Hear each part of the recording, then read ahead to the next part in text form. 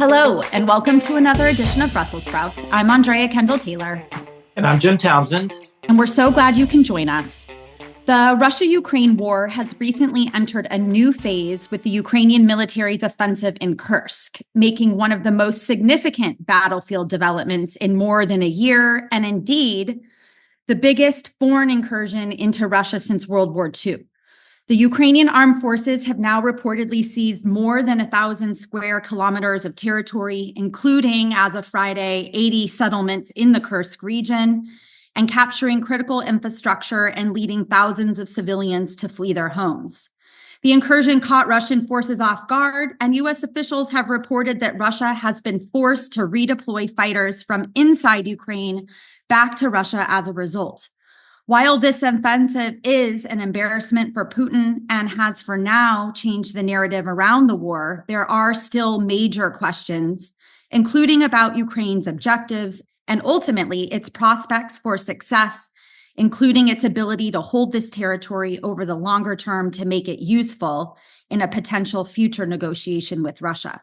To discuss these issues, we're very pleased to have Mike Kofman with us back on the podcast. Welcome back, Mike. Oh, thanks for having me back, Andrea. And good to see you, Jim. Yeah, good to see you.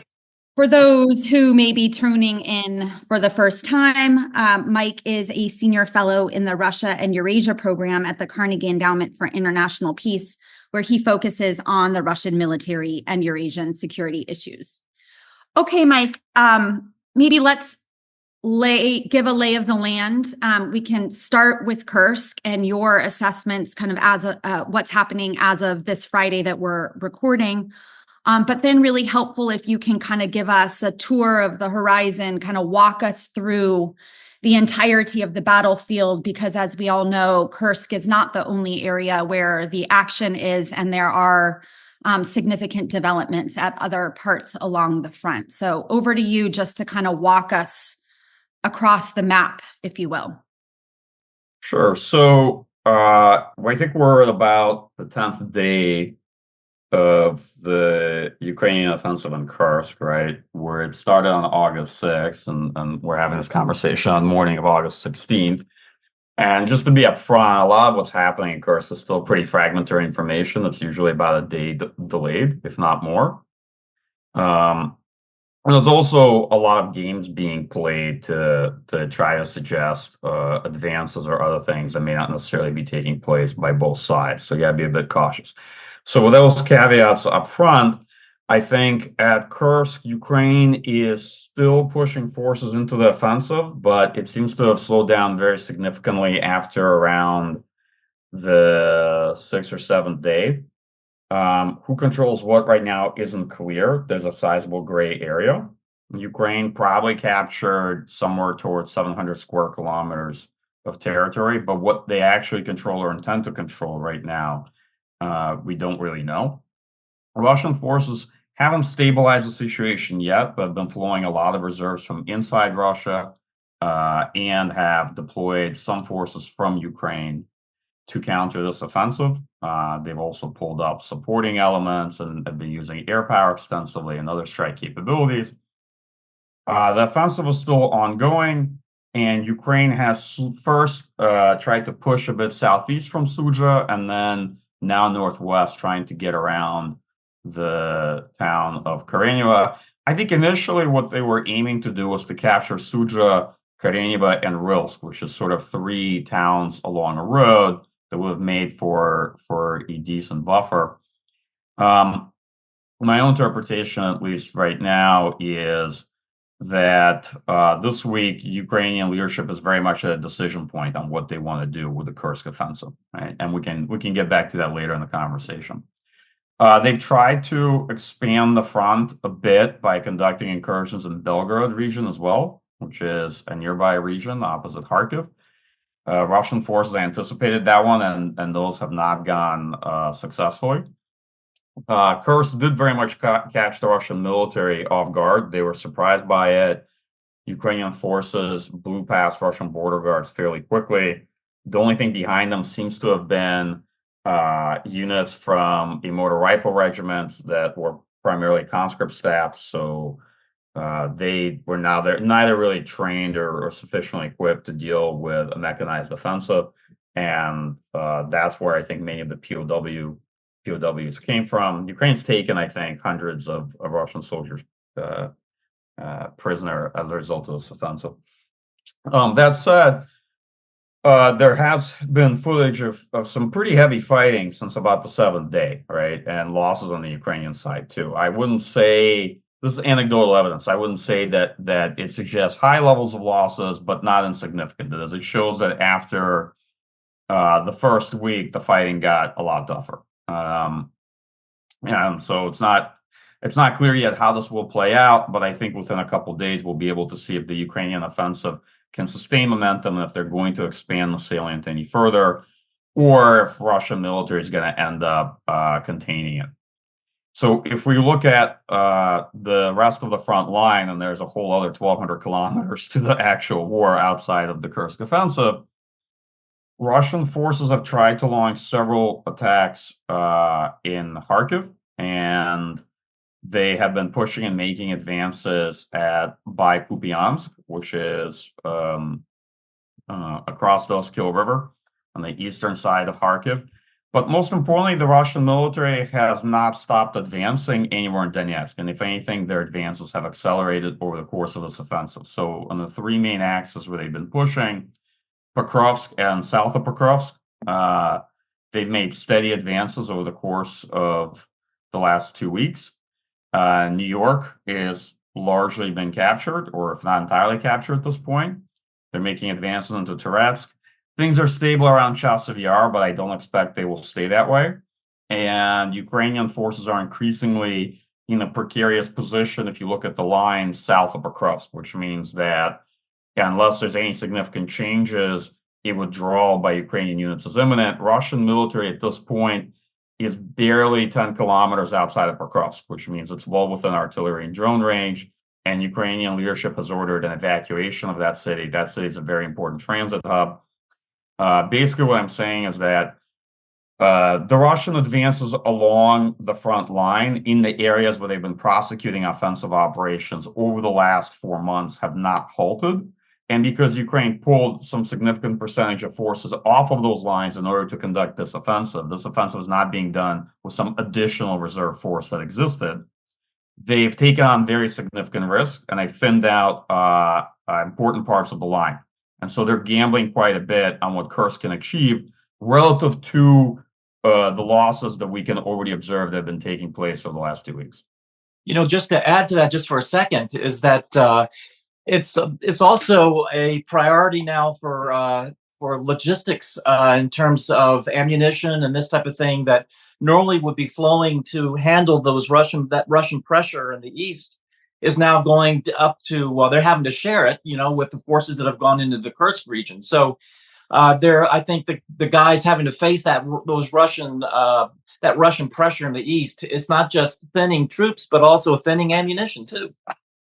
Yeah, I think that's right, Jim. Although manpower is the leading issue by far, and a lot of the better quality units, were sent to prosecute the Kursk offensive. Right. And as best I can tell, it's probably elements of at least around 8 brigades at this point, because they've been pulling even more units into the operation. And I can't tell if they pulled more units because they thought it went very well. I think initially they had fairly limited objectives. And because they quickly blasted past the Russian defenders they encountered, they then sort of paused and decided to see how far they could get. But afterwards, I saw a growing investment in operation that still isn't clear to explain. It's either, of course, because Ukrainian leadership thinks that it went quite well and they want to exploit success, or alternatively because they didn't achieve the initial objective. If that initial objective was to force a degree of Russian panic and get them to pull their units off of these offensives and redeploy them to counter, thereby effectively halting the Russian advance in Donetsk or sapping it of initiative. So far, that hasn't taken place, and that may be why they put additional forces into Kursk, right, to basically to give the Russian leadership the impression that they don't have enough units there to stabilize the situation. I don't know. I'm, of course, speculating here.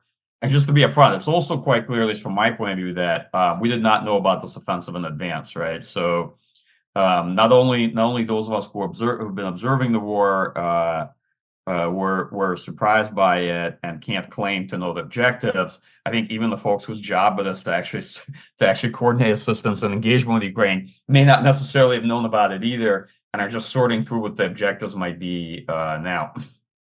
Well, let's stay on this issue of objectives. So you've identified at least one potential objective, which is forcing the Russians to redeploy to halt the momentum that they've had since 2024.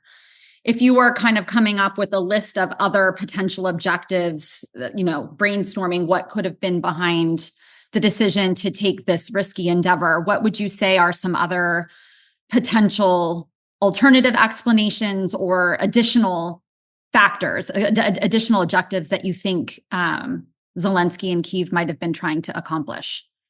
So I think from an operational point of view, I think it's clear now that Ukrainian military likely intends to entrench, right? It's evident early on that it's not a raid and it's a much larger operation than that, and that they want to hold some amount of terrain there, either as folks surmise to use a bargaining chip to maybe trade for Russian withdrawal from Kharkiv, which I think is unlikely to happen, or to essentially create an attritional battle and basically leverage the embarrassment of this, right? That's why they're discussing having a military administration there in order to essentially bait Putin into deploying a much larger force to conduct a counterattack, right?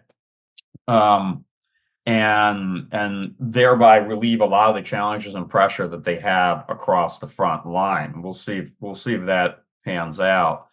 From a political point of view, well, it has been fairly successful, right? It's certainly raised morale and motivation amongst Ukrainian troops, and that may have a positive effect for recruitment efforts. Although temporarily raising morale at the expense of your better, most capable units that you then plan to replace with people you mobilize is kind of a short-term success, but medium-term, it's not clear how that will play out.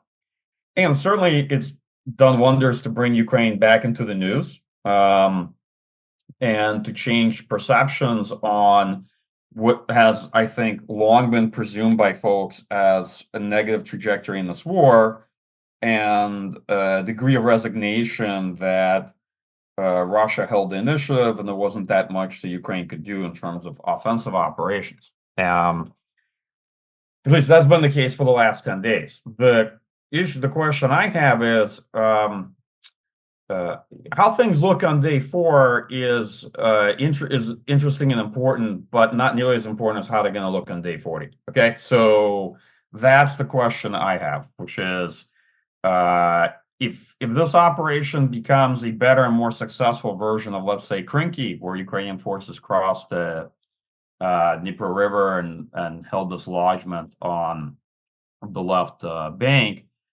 That was a fairly bloody, grinding operation. Yes, it got the Russian military to commit a lot of their airborne into this fight. That's true, but it was also fairly costly for the Ukrainian naval infantry that had to tough it out there for many months.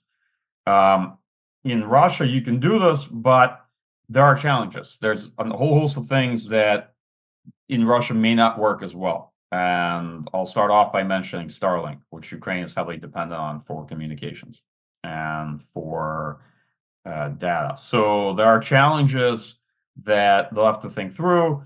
And the deeper they go into Russia, the more problematic or the more difficult it becomes. I think that's very straightforward. So I think why I suggested I think Ukrainian leadership right now must be at a decision point is to figure out how much further they want to expand the salient, what amount of territory do they actually want to try to entrench and defend, what percentage of their forces do they actually want to commit to Kursk? Because if the Russian military, if the Russian political leadership does not, in effect, take the bait and counters the operation, but doesn't commit a significant percentage of forces to push Ukrainian units back out of Russian territory right now, and it still remains focused on the front in Donetsk and parts of Kharkiv, then the potential downside is that Ukraine will be stuck holding an entire additional front where their military was badly stretched to begin with. and we'll be splitting both manpower and fires along even a larger amount of territory, while the defensive lines are visibly buckling across the southern parts of Donetsk. I think both Jim and I have follow-up questions. We can both throw them in, Jim. I guess that was going to be my question, Mike, is do you anticipate then that the Russians would basically not undertake action to expel Ukrainian forces from Russian territory and just fix them there? So my view is they'll probably counterattack and try to push them out. I just don't know. Because of the optics of it, because this is an embarrassment to Putin. Yeah, I think so. The challenge is that Russia has a significant advantage in the overall size and structure of the force, right? And it may be able to effectively contain this incursion and then start counterattacks and leverage its advantage in air power and fire support while still prosecuting offensives in Donetsk. And this is an assumption, right? And so we don't know, and we're going to find out fairly soon which of those is true. The Russian military does have manpower issues. They've been prosecuting offensive operations at a high intensity. Their recruitment rate has dropped from last year. That's why they're offering much larger payouts. And I don't think that they're meeting their monthly quotas. I think it's fair to debate which would have been the better strategy for Ukraine to essentially exhaust Russian offensive potential in Donetsk, steadily retreat, and eventually stabilize the front come winter, then look at their options in early 2025, which, let's say, might have been the safer play. One way or another, there's a good chance that Ukraine would have lost several of these cities in Donetsk. The difference is that it might have lost them, but then Russian forces would effectively have been exhausted, and the front line might have been a relative stalemate come early 2025, right? And I don't think losing some of these cities are particularly decisive for Ukraine, right? Now, it's not clear what's going to happen because this offensive operation has both a visible upside and definitely political upside for Ukraine. I suspect the political leadership is much more focused on the informational and political upside, how it plays with internal, external audiences. And that sometimes have been a bigger factor in Ukrainian operations than practical considerations. But it also has a significant downside and risk, right? And that's why I want to be upfront about it.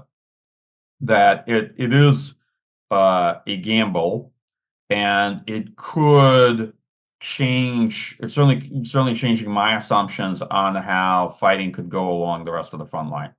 I guess one other. Thank you for that, Mike. That was very helpful. And as you were talking, I was thinking too that number one, we haven't talked about the winter yet and the impact if they were still there in the winter, not just 40 days, but 60 days from now, what would this look like, and what would the logistical pull be for Ukraine?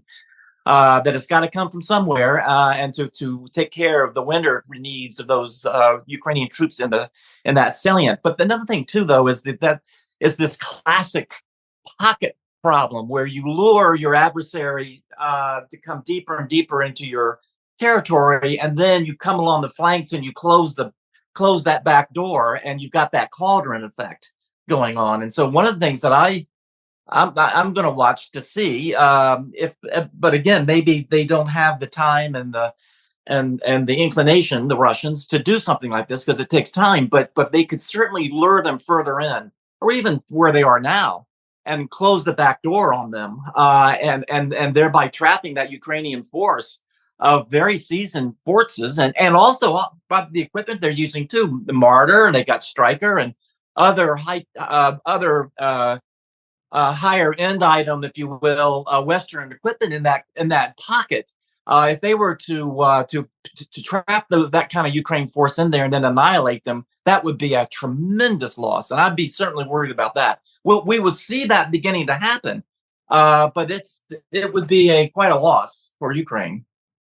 So I think, Jim, from my point of view, on the one hand, Ukrainian forces have shown that worst case scenario, they can last minute exit the pocket, although they usually wait a bit too long. That's been their tradition.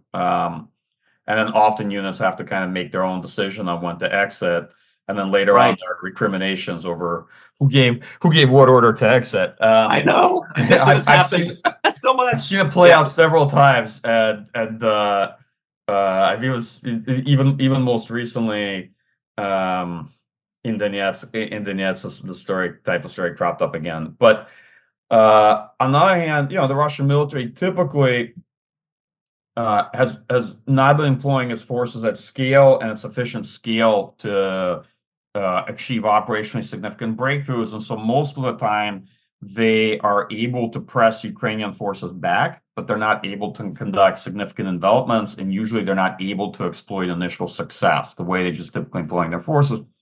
Now, that's been both a limitation in terms of force quality, and also because of how static the battlefield is, the challenge of overcoming prepared defenses backed by UAS, drones, and what have you. Caveat, in Kursk, Ukraine does not have prepared defenses yet. Okay, Kursk is not Donetsk, where Ukrainian forces have been dug in for years. So there, if Ukrainian military intends to entrench, it needs to do it very quickly at this stage. Yep. And you're very right about the winter. The one big challenge that the winter poses, not just because it's cold and then we start getting all our stories again about how mud is back. And yes, it's very muddy. It's muddy in October and November. Believe me, I know it. Because I've been going, I've been to the front line many a time now. That's not the issue. The issue is that tree cover disappears. And war is one where an increasing percentage of attrition is dealt by drones of various types, long range, one-way attack munitions like the Lancet, traditional artillery, right? Precision strike systems like HIMARS, or let's say Russian Iskander-M or MLRS systems. And because Russia has persistent ISR coverage, that is drones hovering pretty far behind the front lines, it's going to make an attritional battle fairly costly, at least potentially, right? That's why I was saying that it'll be harder to hold that territory without losses, and especially if defenses are not well prepared, established at that point. So, but let's not, I would say let's not be overly pessimistic here. I'm just raising the issue of the challenges. But I think it's clear to anybody looking at the situation that in May, the Russian Kharkiv offensive, which was not especially successful, but did establish, 2 minor buffer chunks, expanded the front. It expanded the front by, I don't have an exact memory counting of it, but let's say something like 150 kilometers, right? Not much more than that, probably. All right, Ukraine's Kursk offensive has the prospect of expanding the front yet again, right? Because at their deepest advance, I think it was somewhere maybe 35 to 40 km deep. By the way, actually, Jim, I know you're a big fan of military history like I am. Might have gotten them further than the southern thrust that Germany had in the Kursk battle, which I think at maximum rate of advance was 35 kilometers. Obviously, completely different fights, a different map, and this is about as trivial as a comparison as one could make. I'm just point taken though. Military history nerds can get excited about not a little bit further. I just triggered because yesterday I saw 2 German generals looking at a map with one explaining Ukraine's Kursk offensive to the other one, and I was like, I wonder what's going through their heads right now. I know. I've noticed the Germans are very interested in what's happening there, and I was thinking too in Berlin, are they pulling out the old maps, and dusting them off and saying they need to go around the corner? Yeah, Germany, look at it's an offensive, and it's not an insurrection, and it's not us. But they may have gotten in further than we did. Anyway, but the martyr is there, though. The martyr is there. So okay, let's rein this in. All right. Andrea is looking at the two of us basically derailing this. It's Friday morning. We're getting derailed. Anyway, sorry. So back to the subject at hand. So there are those challenges, but the situation is still dynamic. And one thing that I think we've seen consistently is Russian leadership does not do well with dynamic situations, but when they have to respond to a crisis, right? When they're set lines, set areas of responsibility, they do much better. In the situation where they have to respond, deploy forces, and they're still moving quite a few units to the area, then it's a lot more challenging for them. So Ukraine can take advantage of that, right? The question is to what end? Because a lot of what I've seen in the last 10 days, I think, trying to think the best way to characterize it from the Ukrainian side, looks like an emergent strategy. Okay. So one of the questions I think we should all ask, and welcome to your thoughts on the subject, is what can Ukraine do with this, and what could they potentially hope to achieve? If it's a bargaining chip, well, then they have to hold it for a quite significant period of time. Short-term leverage is not leverage unless you have a mechanism to compel negotiations on your timeline. So if there's no clear reason why Putin has to negotiate in the immediate future, and I can't think of what that might be. Maybe there's another operation here or something that's going to happen that obviously we don't know about. But unless you can think of a compelling reason for why Russia should negotiate while Ukraine holds the Kursk salient right now, it's not obvious to me why they're going to bargain. In fact, if anything, I suspect Putin's going to be less likely to negotiate anything with Ukraine as long as they hold Russian territory, because this is deeply embarrassing. And he looked to be furious from the last couple of pressers I saw. Even when he was doing his best to fake it, he looked deeply pissed off. That's just my own reading of it. I don't know if you saw some of these, Andrea, but it looked that way to me. And I'm not sure that he's going to want to negotiate anything right now. Long term, if Ukraine holds on to it, it could prove to be an interesting gambit. But again, the political theory of success isn't clear yet, and I'm not sure that the political component has fully been thought through outside of the sort of informational victory and changing audience perceptions. Yeah, just really quickly on the Ukraine's ability to hold the territory. I mean, I think a lot of people have gotten excited about this changing their negotiating leverage. But as you said, and as we all understand, like in order for that to come to fruition, they actually have to hold on to the territory. I think a little bit earlier in the conversation, you thought that was unlikely. Can you talk a little bit about what the challenges to Ukraine holding the territory are? I mean, I know we've hit them in different ways, but just to really in one place, what do you see as the biggest challenges? I mean, Jim's talked about logistics, winter, et cetera, but I don't know, just summarize. Sure. So I do think they're going to try to hold some buffer inside Russia. And because they're now committed to it, right, I don't think it makes any sense for Ukraine to withdraw. I mean, it would have made sense earlier, but everything about the operation and their political messaging suggests that they intend to stay.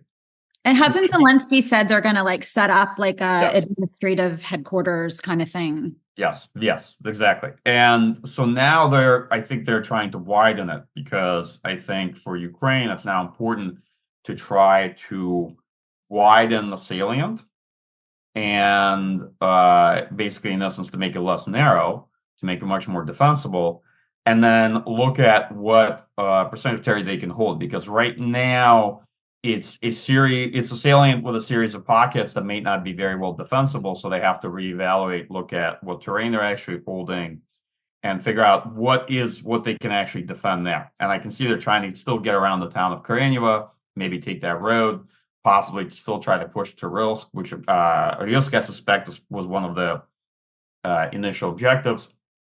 So that's my sense of it. My sense of it is that they still need to both expand the salient in some areas and reduce it in others, right? In order to make it more defensible, so that they can sustain it.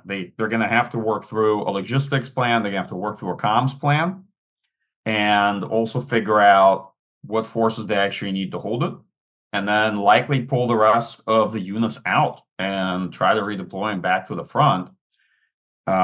Because the situation, if you look at Pokrovsk and some other areas, does not look good.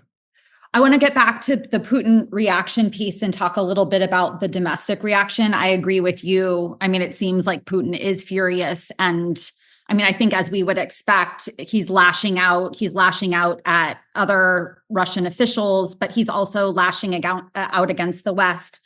And I was just looking at one of the press conferences where he's kind of railing on about the West is fighting us with the hands of the Ukrainians, and the enemy will certainly get the response he deserves. I mean, how concerned are you about Russian retaliation outside of Ukraine? I mean, against these so-called Western backers? To me, it seems like this could. I mean, we're already seeing an uptick in the hybrid attacks and arson, sabotage, assassination attempts, et cetera, et cetera. So we're already really like in a different place than we were several months ago. But should we all be thinking about the prospects for Russia to retaliate outside Ukraine against the West in other ways? And could I add to that real quick and the same point about escalation, because the Russians have said, and our hesitation in the White House about providing high-end equipment that can reach into Russia is that if the Russians have said if they feel that they are at risk, however one might define that the idea of escalation, and I don't even want to throw in the idea of the nuclear, but the idea of escalation becomes more real. So, but Moscow's got to feel that, or Moscow wants to use that as an excuse, but to do something. But I mean, this idea of not just retaliation, but escalation as well. Sure. So on retaliation, I think it's increasingly clear that Russian intelligence services have expanded sabotage operations across Europe.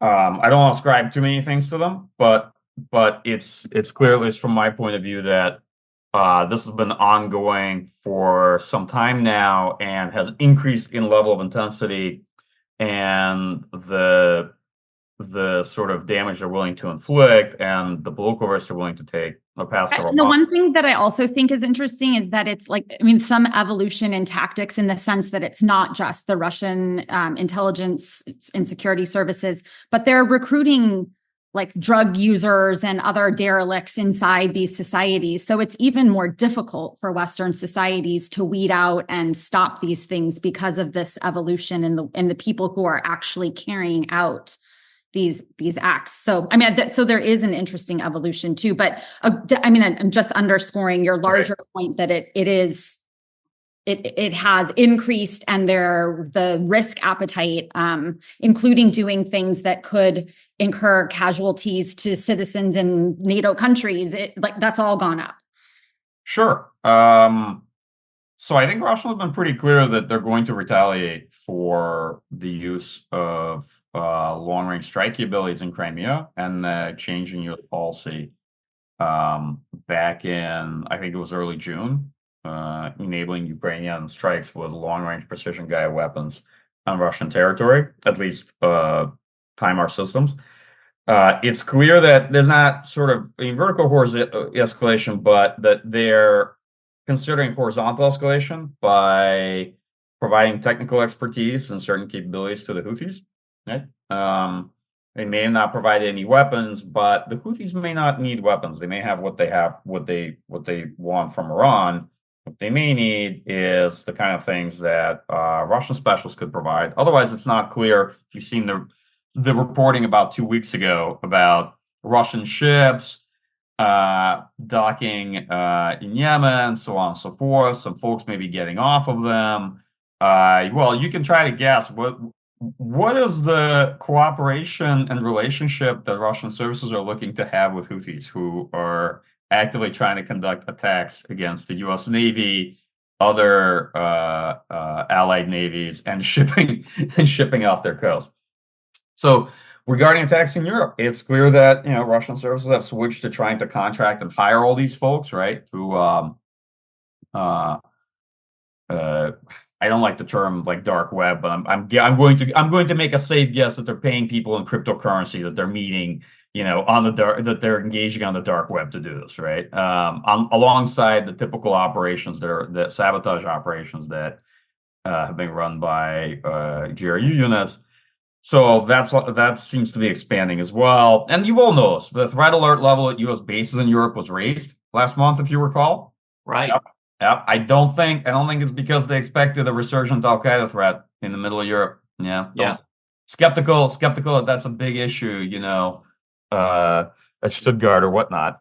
Although they did have to cancel the Taylor Swift concert, so yeah, I mean that's it's a big deal, and you don't want You don't want to get into it with Taylor Swift people, right? And not during a campaign year either. We want her on our side. So um, so the I've noticed in general, you probably noticed like a lot more questions on passport control in Europe uh, over the last couple of months. So it's clear that there's a higher threat level writ large, and the Russian intelligence is a colleague of mine, Carnegie, likes to say more on the wartime footing. And I'm not sure what else to add to this conversation. It'll be interesting to see how far that expands and what sort of risk they're willing to take on board.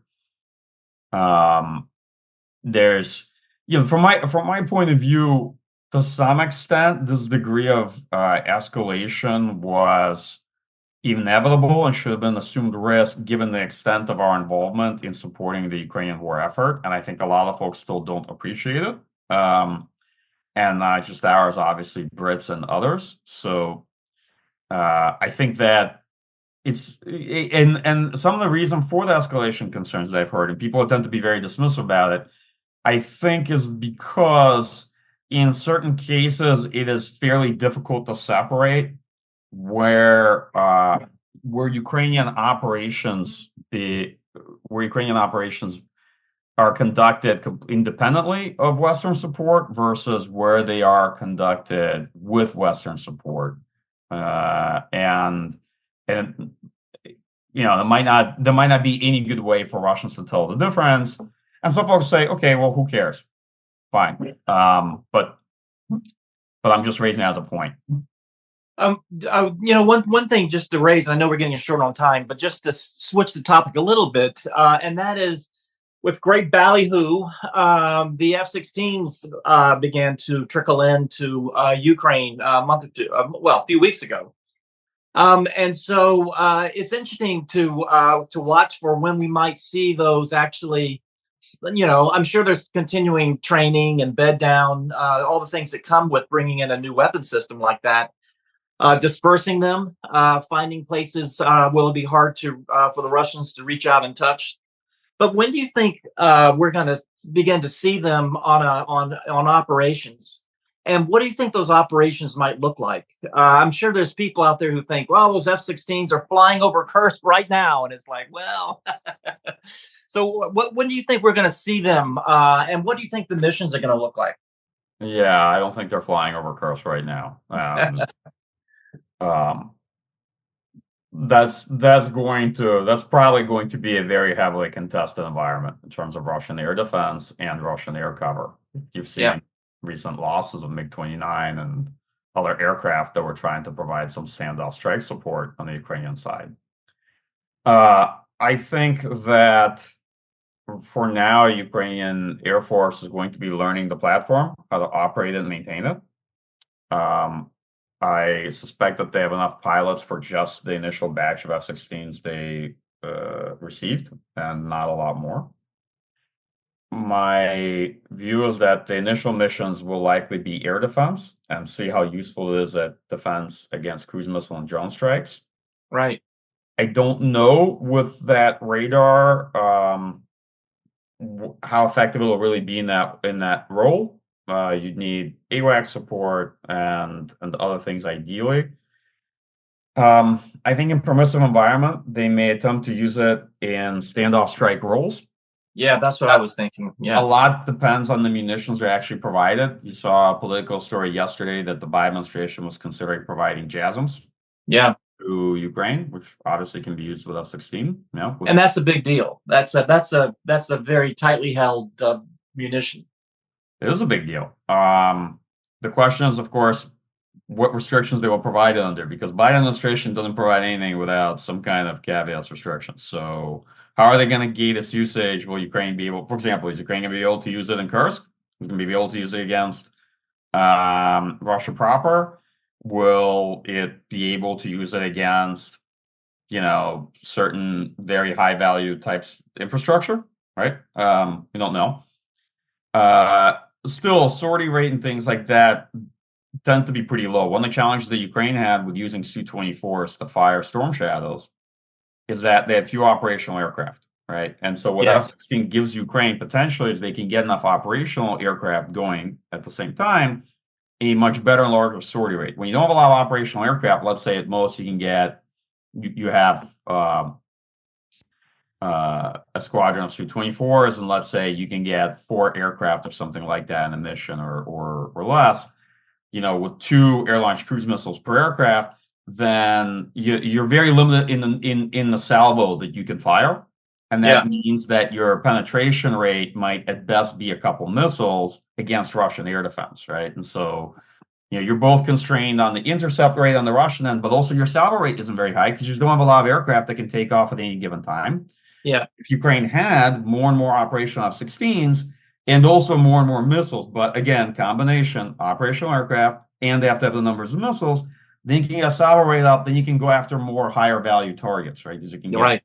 Otherwise, you're sort of kind of whittling away at certain things or hoping that 1 or 2 missiles will get through. But if you want to take out something big, like, I don't know, let's say a bridge, then it's gonna, you need a much higher salvo rate. That's all I'm saying. Yeah. Yeah. And there's a cost benefit ratio to worry about too. It's going to cost them quite a bit to have a low salvo rate, going up against a target, and they have attrition on top of that. It could be a losing sortie, because they've lost. They only sortie 4 aircraft, and 1 comes back, and none of the missiles hit the target. The balance is out. So they'll be more conservative. Yeah, I think a long-range standoff strike is probably one of the better initial roles if we provide the right capabilities. And then on actually providing air defense sufficient to push Russian Su-34s back. So that primarily depends on what long-range air-to-air missile we provide, right? If AMRAAM, I understand we're giving them AMRAAM. Yeah, but there's a huge difference in the versions of AMRAAM, right? It's like I'm sure this is the export version. Yeah, Jim, it's like if I told you I'm going to give you a BMW and you say, I'm very excited, and I said, but it's a 1980s BMW that was a taxi cab in Beirut. And then you're going to say, okay, I thought it was going to be something else. That's the export version. Yeah, that's also the difference between being told you're getting an F-16 and you say which kind, and they'll say Block 15 or, MLU midlife upgrade. And guess what? A lot of those were Block 15 MLUs too. Yeah, right. And so that's what I'm saying. It depends because M120, are they going to get kind of C, I think, 8+ version? D, probably not. US doesn't want to give them, or Europeans going to give a Meteor, which is a extended range BVR missile. Right. If they don't, then it's going to be pretty hard, just if you think about the ranges and the configuration of the air fight, to go after Russian Su-34s, because typically at high altitude they have cover with Su-35s, and behind that there's also typically Russian long-range air defense, and the Russian standoff strike range only gets further out because they're dropping glide bombs with greater accuracy, typically not at 40 kilometers now, but even further out at 50, 60 kilometers, and they're improving the actual glide bomb itself, the kit. I don't want to get into the nerdy details of it, but basically what I'm saying is, right now it will be difficult if we provide those capabilities and a lot of things come together. Then yes, Ukraine could use F-16s to deter closer strikes by the Russian Air Force. At the very least, it can definitely deter them from coming close to the front and compensate for a deficit of short-range and medium-range air defense, and essentially having the F-16 be an insurance policy so that they know that Russian aviation will have to conduct its support in a standoff strike role, right? Which means I can be able to do close air support, which they don't do well anyway. Russian attack helicopters are mostly used in the close air support mission. Russian Air Force is not good in that to begin with. Yeah, so that's the way I see it. But look, the F-16 story, we're at the very beginning of it, right? Ukraine's going to get more aircraft. I know they're in the hunt for, I think ultimately something like several wings. And we'll also have to see, are Russians going to try to go after these aircraft where they're based? Are we going to see large sortie strikes on where F-16s are based? And how will they be protected on the ground? The That's easiest been my worry is that. Yeah, I mean, sure, okay, you might be able to defend them well, let's say in Western Ukraine, that's fine, but you need to have you need to have bases that are particularly modified to employ F-16s. So Ukraine's gone through that, done those upgrades, but it's going to constrain what airfields they can actually fly from. So point being is we're at the very beginning of this whole F-16 story, and we don't know yet how it's going to play out. I am interested. I saw the call basically being put out for F-16 pilots for folks to volunteer to go fly. I saw that too. Like people have done in many a war before, actually. This has the Chinese have done it, I think. Yeah. Remember the British pilots? Yeah, and remember the Tiger Squad? Yeah, the Tiger Squadron, right? I think that's what you're referring to. Sure. Yeah, it's been done many a time before in other wars. So we'll see who wants to sign up and go volunteer and do that. Of course, it wouldn't hurt if the administration was willing to take on even some risks regarding trainers, maintainers, contractors that they're willing to take on in Iraq and Syria and other places. And, Iranian ballistic missile strikes have not led to a U.S.-Iran war yet, but in Ukraine, the policy has been zero risk of any kind. Okay, none. So if they were somewhere between a whole bunch in such that it could draw us into a war, and none at all, 2.5 years into the war, they definitely could have moved a bit off of none at all, right?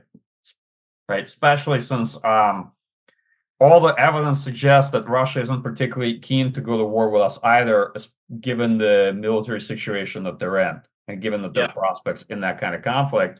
So the idea that Russia would very easily and keenly try to go after U.S. personnel, knowing that it might bring further U.S. involvement into the war, which they would lose, I'm a little skeptical of. But suffice it to say, I don't really understand why we continue to take on certain risks in the Middle East where U.S. personnel get killed and injured, but Ukraine is like a special no-go zone of any kind and not even have kind of like contractor or this type of support. So, but I've been riding that hobby horse for 2 years, so I'm just back on it again. And I do think contractor support has been leaking into Ukraine quietly over time. But you're right about the F-16s, and I know we've got to go, Andrea. Sorry. But I tell you that you're right, absolutely right about the beginning of the F-16 story there, and it's going to really up the level of complexity for Ukraine in terms of not just logistics and this type of thing for the F-16s, but particularly the airfields and the air defense of those airfields. And there's so many things that are going to come with these F-16s that Ukraine's going to have to worry about. So they're going to go to the next level of complexity as well as trying to reach that critical mass of F-16s so that they can really be effective. I mean, you went through a lot of what that critical mass looks like, but it is there's going to not be some big miracle that's going to happen anytime soon with these F-16s. I mean, folks just need to, I think, look back in the last 2.5 years of the war and realize that again, all these technologies matter. They matter in aggregate.